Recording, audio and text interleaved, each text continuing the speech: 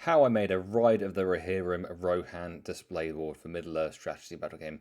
Hi there and welcome to Good Enough Scenery, and in today's video I'm going to be showing you how I made the exact board. The miniatures have been covered, the basing's been covered, so now we're into part 3, the board itself. Let's get into it. So we want our display board to be 1 foot or 30 centimetres by 2 foot, so it doesn't have to be completely accurate, but it'd be nice if it was fairly accurate.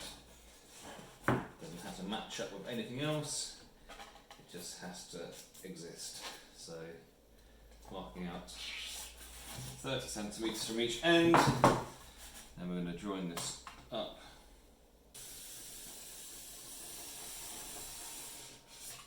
And then we'll build up the depth.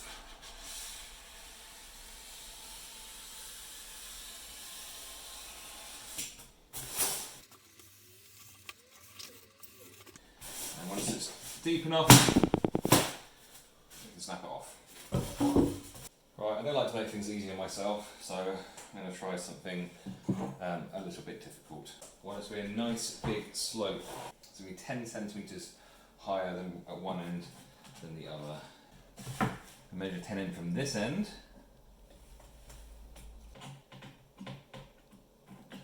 Here, 2 lines. One that goes direct. And the other one is going to go corner to corner. Okay, so those are going to be the 2 lines I'm going to be working to.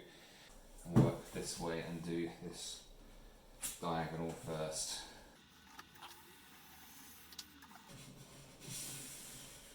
Not much force at all going through, I'm just marking it and getting slightly deeper each time. So annoyingly my camera died, but I finished cutting off these 2 big triangle pieces, and because of geometry they are equal, and now it's going to form our slope like that. Anyway, I want to add some more texture to this because I don't want it just to be a straight slope, so I'm going to do this with a rolling pin.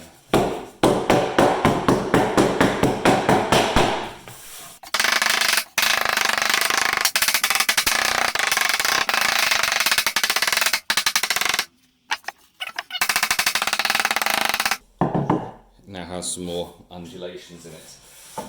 Now this is going to have static grass chucked over the top, but first we want it to be a different colour. I bought a jute multi-liner, which is this stuff here. Now, so we need it to be cut down to the correct width, so I'm only going to do that off camera, just with a sharp knife, but back in a second. Next up, I don't want this just to be a whole thing of grass, I want it to be rocks and stuff. So what I'm going to do, without really thinking about it too much, is just cut some, you can see it comes off, cuts really quite easily. I think that's enough, don't need to be overdoing it. That's not bulk.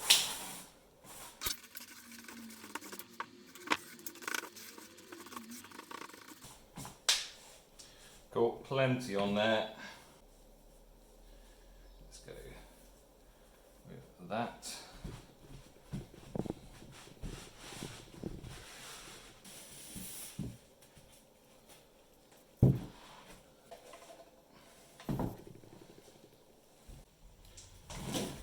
So that's ended up sticking fairly well, and what I've done is I've taken the bits I've cut out and actually stuck them on top just for some extra little bits of height variation. I've taken a spare bit of foam that I've got here, and this is going to be a rock to go in this position here, so I'm just going to randomly carve some bits off of here,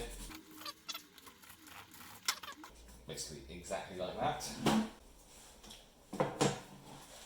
going to take some aluminium foil and just give it a bit of a once over to get a bit more of a rocky texture on it. Right, so I'm going to tip some glue into here, too much on purpose. And then I'm going to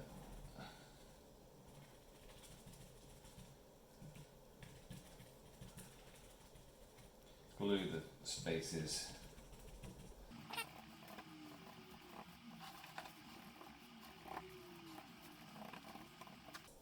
Put our rock into position, and I've got some different bits of flock down. So this is battlefield scattered. I've got a little bit of, so I'm going to put this around the outside of this rock here. I've got some greystone flock as well, just to break up the ground. And seeing as there's hardly any of this left, I'm going to use it up on here.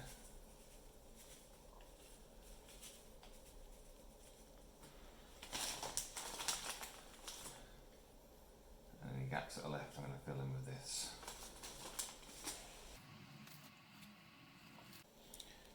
Right, our next step is to absolutely smother this in glue all over. So you don't need to see me do that, but yeah, lots of glue all over the mat. So back in a week or two when that's done. So we have it covered in glue. Now I'm going to start with, I believe this is summer mix. I'm not going to use a whole lot of this, but I'm going to use some.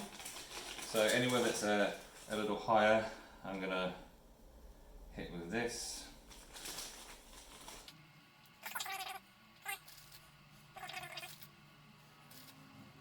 The majority of our flocking is going to be done with a static grass gun, because we really want it to look as realistic as possible. That's loaded up. This is all glued. Let's see what we can't do with this. So we'll start.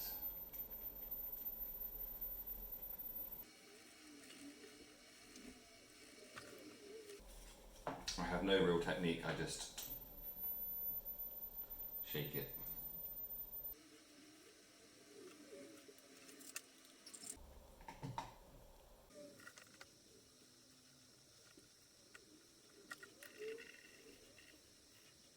So I said right at the start about these models that I'd accidentally put acetone on, and which have now melted. So what I've done is I have undercoated these, and these are going to be casualties for the board.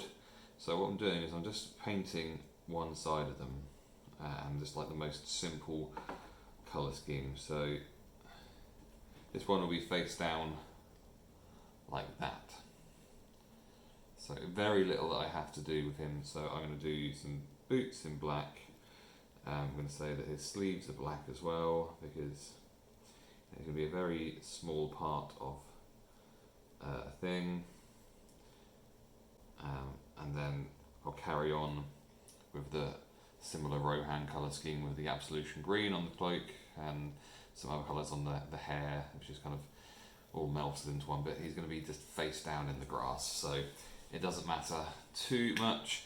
And then the same is going to apply with these horses, which have been like half melted and stuff. So going to pick the best side.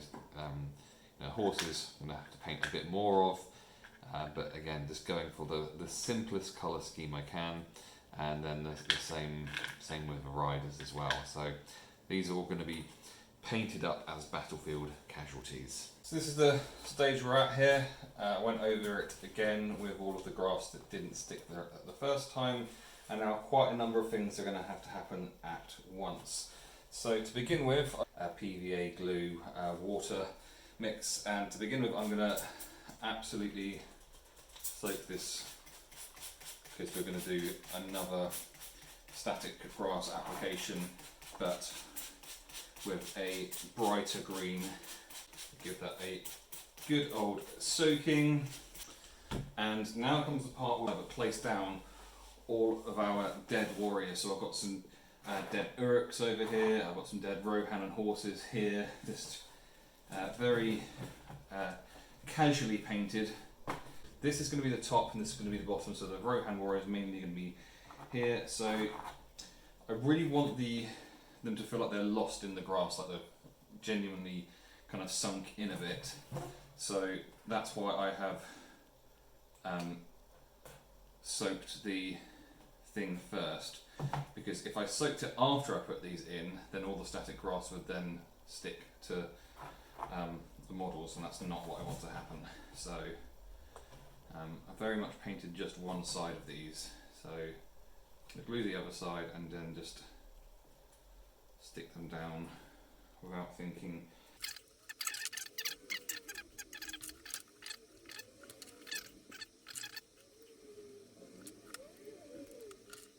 Now the Uruk's going to be much more concentrated down towards the bottom here.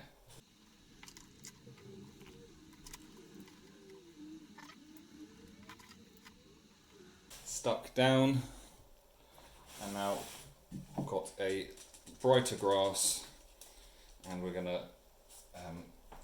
do a covering all over this.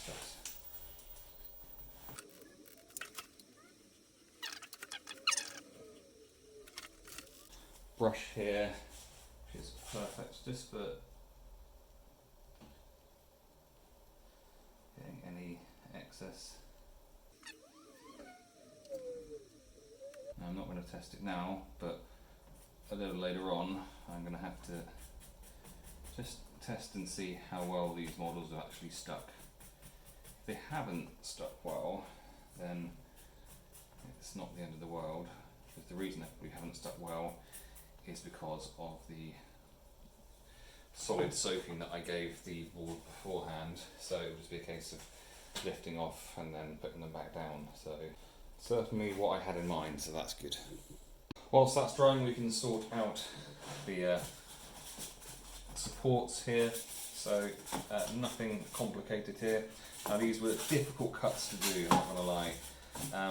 So the only thing I'm going to do here, and it's a little bit weird but that's fine, is I'm actually going to put a rolling pin down this just to smooth it out. I'm going to use a hot glue gun, and then I'm just going to line this up with, go to this edge, line it up at the back, line it up at the edge, and press down. Now time to glue the top onto the base, so I'm using some instant nails for this.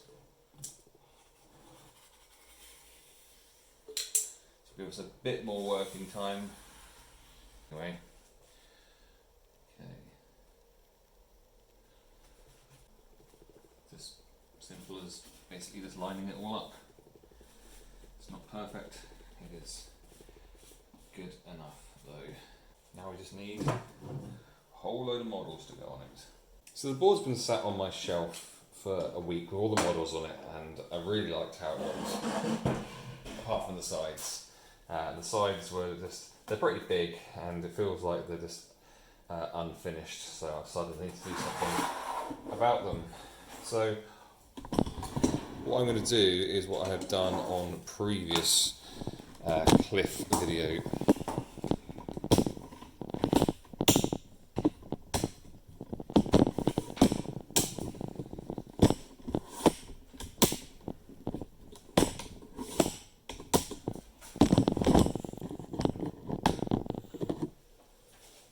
So I'm going to do what I've done on previous cliff videos. So it's going to take a knife to begin with, and I'm just going to start carving some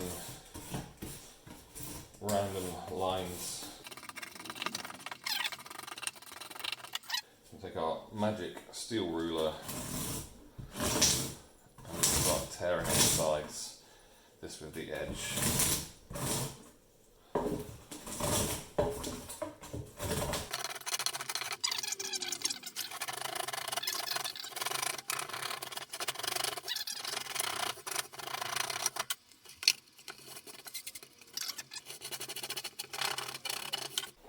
I think that looks a whole lot better, and do the same sort of thing on the other side as well.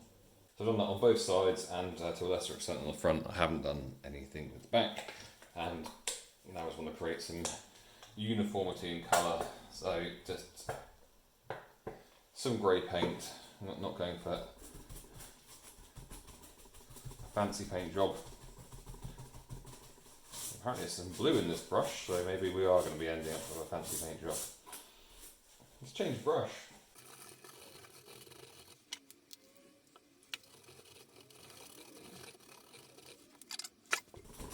I'm going to do the same on the front and on the other side. And to finish off, I'm just going to do a white dry brush over the whole thing.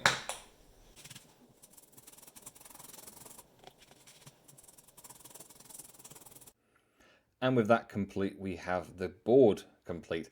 Here it is in all of its glory, all of the blood and glory, by looking at Éomer smashing that Uruk's head off. I really hope you've enjoyed this little series in turning these second-hand models into a thing of beauty. I think I really love this. It's just sat in front of me right now on my shelf.